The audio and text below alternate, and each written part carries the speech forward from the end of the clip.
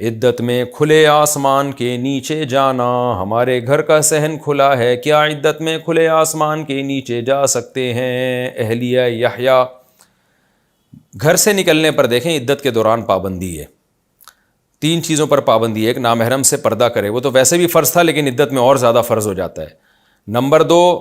زینت کسی بھی قسم کی اختیار نہ کرے، خوشبو لگانا، بہت ہی بن ٹھن کے کپڑے پہننا مزین قسم کے، یا چوڑیاں پہننا یا مہندی لگانا، اس طرح کی چیزیں عدت میں جائز نہیں ہیں۔ اور تیسری چیز ہے گھر کی 4 دیواری سے شدید ضرورت کے بغیر باہر نہ نکلنا۔ یہ 3 پابندیاں عدت کی ہیں، چاہے طلاق کی عدت ہو یا بیوہ ہونے کی عدت ہو۔ البتہ طلاق اگر رجعی ہے، 1 یا 2 طلاق شوہر نے دی ہے اور شوہری کے گھر میں عدت عورت گزار رہی ہے، تو پھر زینت اختیار کرنا اس کے لیے جائز ہے، تاکہ شوہر کے دل میں اس کی رغبت پیدا ہو اور وہ طلاق سے رجوع کرے، لیکن گھر سے نکل پھر بھی نہیں سکتی۔ میری زندگی سے چلی جاؤ کہنے سے طلاق کا حکم، بیوی کو یہ کہنا چلی جاؤ میری زندگی سے، کیا اس سے طلاق ہو جاتی ہے جبکہ طلاق کی نیت نہ ہو؟ شیخ زبیر کراچی، نہیں جی اس سے کچھ بھی نہیں ہوتا، ایسے تو صبح شام لوگ اپنی بیویوں کو دھمکیاں دیتے رہتے ہیں، دفع ہو جاؤ، زندگی سے چلی جاؤ، یہ کر دو وہ کر دو، پھر تھوڑی دیر میں آدمی کہتے ہیں میں مذاق کر رہا تھا۔ یہ طلاق کے الفاظ نہیں ہیں، یعنی نیت کے بغیر اس سے کچھ بھی نہیں ہوگا۔ اور اگر نیت بھی ہے تو میری زندگی سے چلی جاؤ، اس میں نیت ہو تو پھر دوبارہ سوال پوچھیں، ویسے نیت ہے نہیں تو میں کیوں خام خواہ میں ایک چیز کو پیچیدہ بناؤں۔ غسل میں قبلے کی طرف رخ ہونا،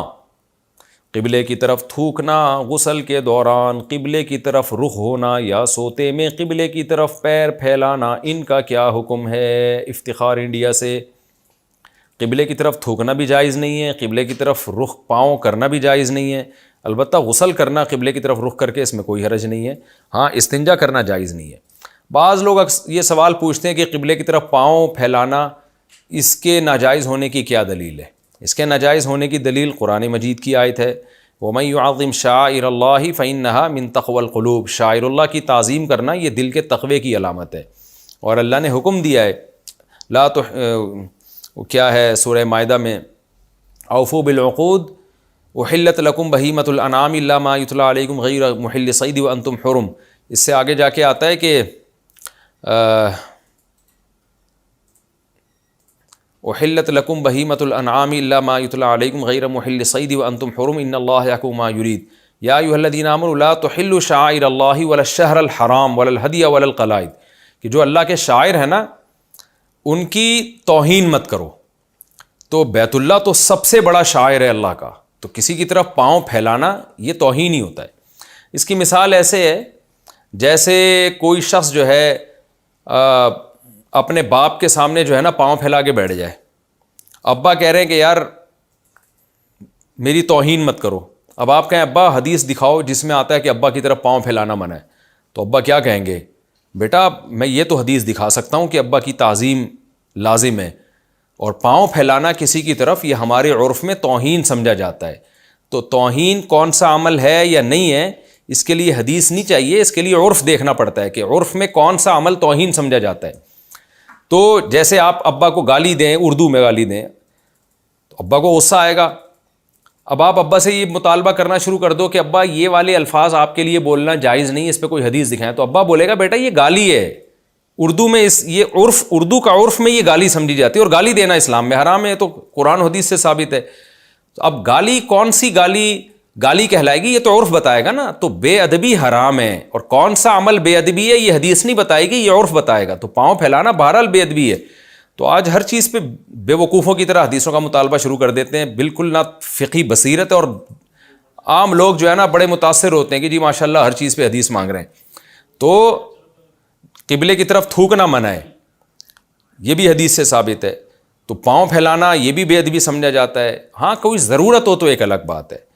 ضرورت، اچھا حدیث میں قبلے کی طرف رخ کر کے قضاء حاجت سے منع کیا گیا ہے، اس میں دونوں طرح کی حدیثیں، بعض روایتوں سے منع پتہ چلتا ہے کہ سامنے اگر آڑ موجود ہے تو آپ قبلے کی طرف رخ کر کے قضاء حاجت کر سکتے ہیں، اور بعض روایتوں سے پتہ چلتا ہے کہ نہیں آڑ کا مسئلہ نہیں، آڑ نہ بھی ہو، ترمذی کی حدیث ہے جس سے پتہ چلتا ہے کہ آڑ نہ بھی ہو تو بھی قبلے کی طرف رخ کر کے قضاء حاجت ناجائز ہے۔ تو احناف نے اس بارے میں بیت اللہ کی تعظیم کے پیش نظر اسی قول کو لیا ہے کہ جن صحابی کا یہ قول تھا کہ قبلے کی طرف رخ کر کے پیشاب کرنا یا پشت کر کے پیشاب کرنا علی الاطلاق حرام ہے، حناف نے احتیاط کے پیش نظر اسی قول کو لیا ہے۔ تو قبلے کی طرف رخ کر کے تھوکنا، قبلے کی طرف رخ کر کے پیشاب کرنا، قبلے کی طرف پاؤں کرنا، یہ ساری چیزیں بے ادبی سمجھی جاتی ہیں، اس لیے یہ جائز نہیں ہے۔ ہاں ضرورت ہو تو ایک الگ بات ہے۔ ضرورت کا مطلب کیا ہے؟ آپ نماز پڑھ رہے ہیں زمین پہ بیٹھ کے اور